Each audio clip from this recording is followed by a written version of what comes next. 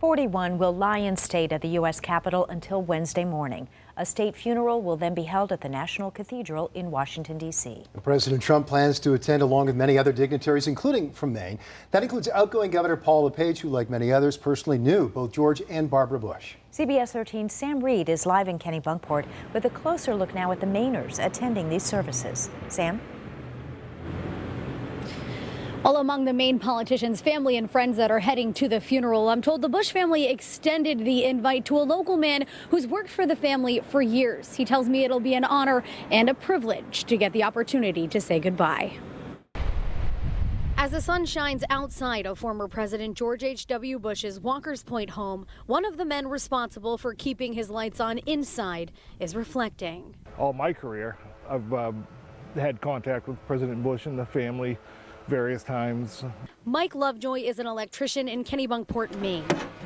Since the 1990s, he's been 41's fix-it man, whether he was adjusting the power for the powerful or helping him pick out a new TV. They asked if I'd be willing to go shopping with President Bush, and you know, who would skip that opportunity? Year after year, Lovejoy says he would get the Bushes' second home ready for their summer stay.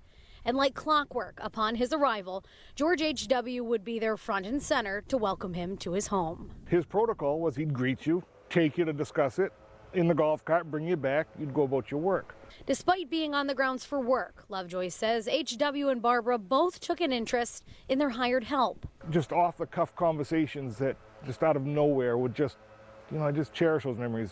You know, I was very fond of both of them. He describes the former president as selfless, claiming his personality was electric. Everybody was treated as an equal. He's just an amazing fellow. The Bush family seems to feel the same way about Lovejoy. He's been invited to George H.W.'s funeral in Washington, D.C. The news both shocking and heartwarming for Lovejoy. I'm very honored. This speaks again to the family that you know, 41st leader of the free world, his contacts, his exposure to other leaders, you know, and he never forgot all these years, and I was shocked when I got the notification. Now, Lovejoy will be leaving for D.C. in the morning. He tells me he's grateful to the Bush family for all the opportunities they provided him. Live in Kennebunkport, Sam Reed, CBS 13 News. It certainly speaks volumes that they would remember someone like him as well today. Says a lot. Thanks, Sam.